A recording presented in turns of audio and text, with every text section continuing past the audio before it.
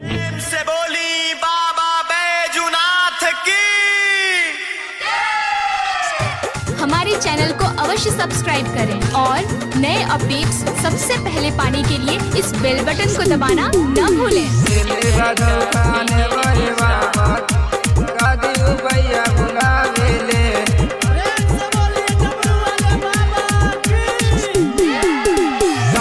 कवल के ऐनी हो बाबा तोहरा से दुख सुना दे, कांधे पे कवल के ऐनी हो बाबा तोहरा से दुख सुना दे।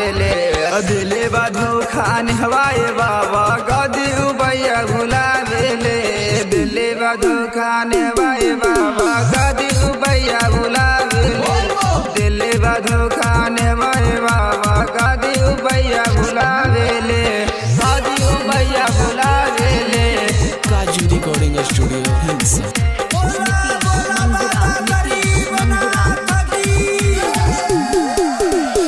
बैठते उठते बाबा याद बढ़िया आवे हो, देव घर के नाम सुन के आईनी तोर दुआरिया हो, आईनी तोर दुआरिया हो।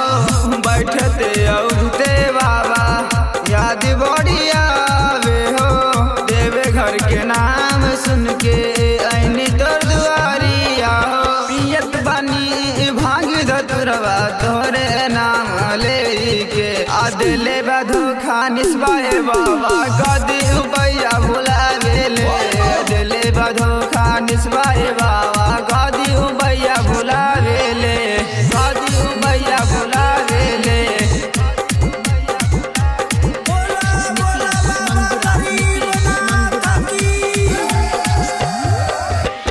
मीठी मीठी बातिया में ले ले फसाई हो, अदे के धोखा उदा ससुरा में गइल हो, ससुरा में गइल हो। मीठी मीठी बातिया में हमारा फसाए के हो, अदे के धोखा उदा ससुरा गइल हो। विष्णु परवाना कहत बारे करम न प्यार कोनो लड़की से, दिले बधो खाने वाए बाबा गदी उबैया